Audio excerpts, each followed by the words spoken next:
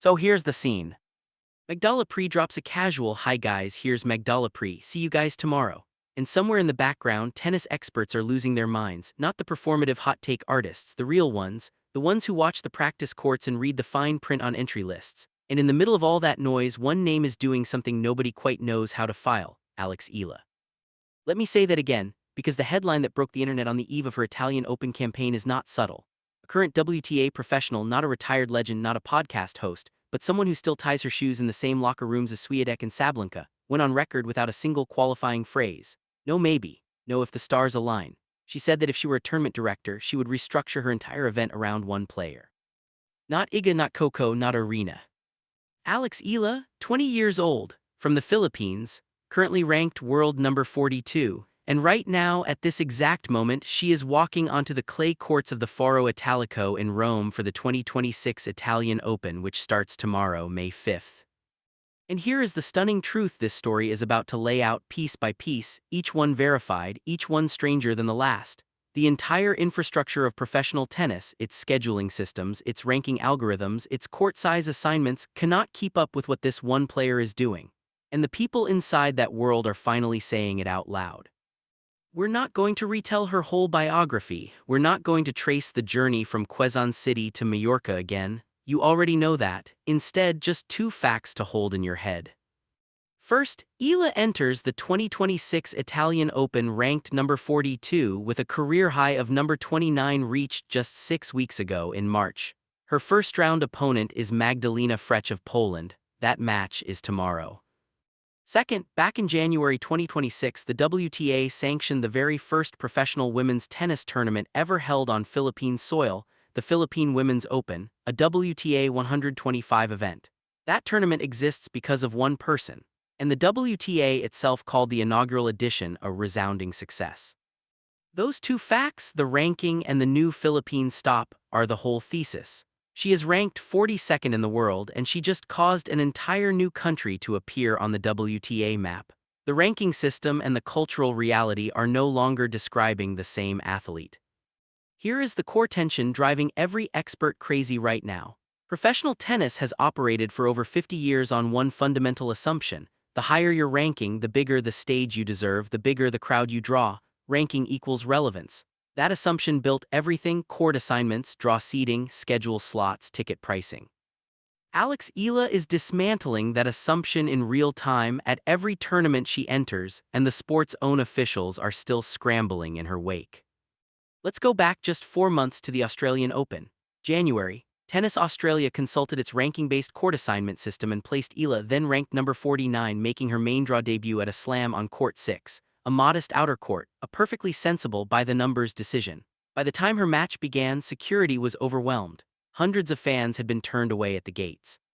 Spectators without tickets stood outside watching on big screens erected elsewhere around Melbourne Park. The chair umpire was forced to warn the crowd for noise during live points, not between games, not at a changeover, but during actual play. Tennis Australia had to issue a public statement. And Eala lost that match, but nobody remembers the score. What they remember is the crowd. What the tennis world remembers is the machine failing publicly on global cameras because it had no algorithm for what Alex Eala actually is.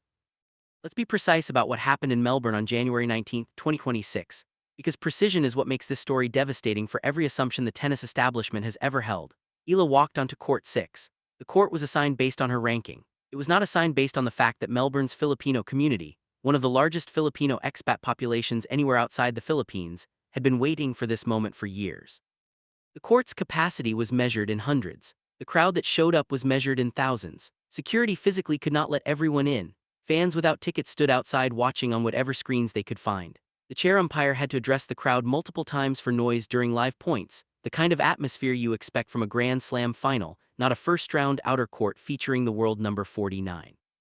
Ben Rothenberg was there, former New York Times tennis correspondent, author of the widely respected Bounces newsletter, arguably the single most credible English-language voice covering this sport. The next day he posted on X, genuinely wondering if Alex Eala is already the most popular player in women's tennis right now. And then, in a follow-up post anchoring an entire newsletter article, he answered his own question. After the scenes at Australian Open today, I had to go big on Alex Eala, who's become the most popular player in tennis right now, and it's not even particularly close. The article's title, Alex Eala is the most popular player in tennis right now. Understand the weight of that sentence. He did not write most popular emerging player. He did not write most popular player from Southeast Asia. He wrote most popular player in tennis. Present tense, full stop, not a hot take, a considered evidence-based conclusion from a journalist whose professional reputation is built entirely on getting this sport right. But the emotional verdict came 3 weeks later in Abu Dhabi, and it came from Eala herself.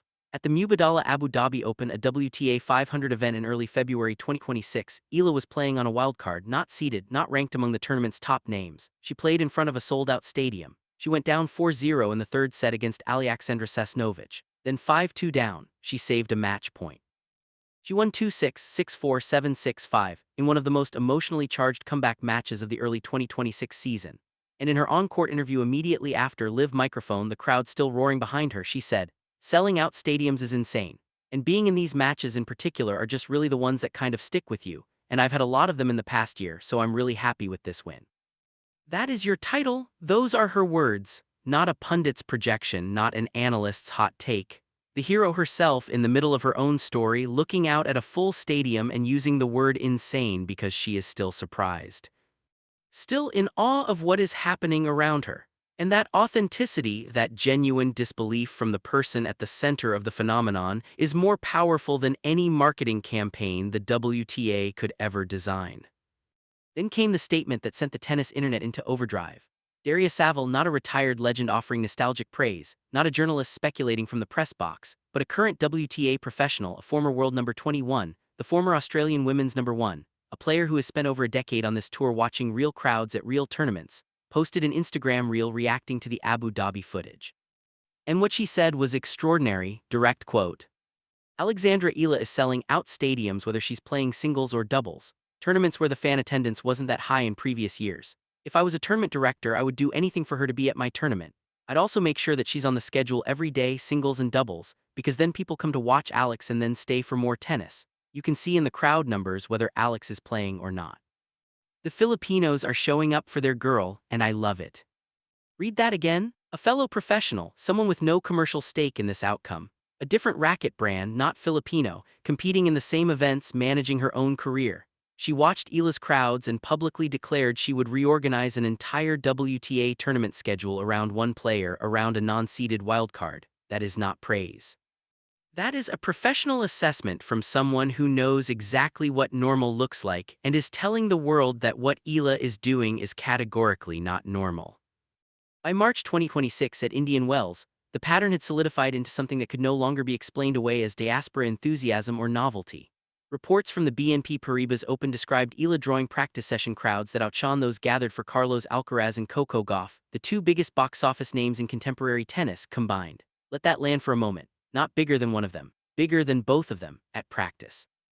Eala herself told Front Office Sports after her opening round win, "I did not expect this sort of fan base or crowd rallying behind me, but it's an incredible privilege to have, I tell you, and it's not something your everyday person can experience. So I'm always so grateful." The humility in that quote is not performance. She is 20 years old, still processing the gap between where she sits on the ranking list and what she generates in the real world every single time she shows up. Then in March 2026, Forbes published an interview with Jean-Christophe Verbourg, the global sports marketing director for Babolat, the racket company that sponsors Alex Eala and the same company that sponsored Li Na. If you don't know the Li Na story, here's what matters. Li Na was the first Asian woman to win a Grand Slam. When she won the 2011 French Open, over 116 million people in China watched the final. Her success turned China from a marginal tennis market into the WTA's single largest market. She generated endorsement deals worth $24 million a year. And she did not just play tennis in China, she made China a tennis country. Verbourg told Forbes about Eala, "I would say it's a little bit crazy what is happening with Alex because she's in theory from a small tennis country. Every single tournament she's playing, it's crazy how many people around are watching her." He is the man who watched Li Na do it from the inside. He is the man who signed Eala to the same brand. And he is using the word crazy not as hyperbole but as the only available description for a phenomenon that his own industry's models cannot yet quantify. If Li Na converted 1 billion Chinese fans into a WTA empire, what does Eala do for 115 million Filipinos at home and another 10 million in diaspora communities already filling stadiums from Melbourne to Abu Dhabi to Indian Wells?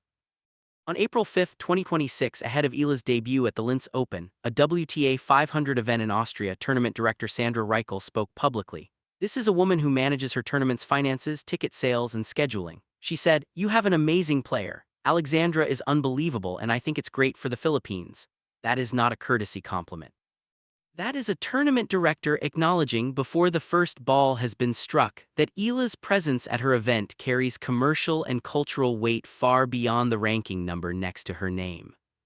And the WTA's own senior communications director, Alex Pryor, went on record calling Eala amazing on and off the court, while publicly acknowledging that the WTA is actively working to find, in her own words, a perfect balance between Eala's surging media and sponsor demands and the long-term development of her career.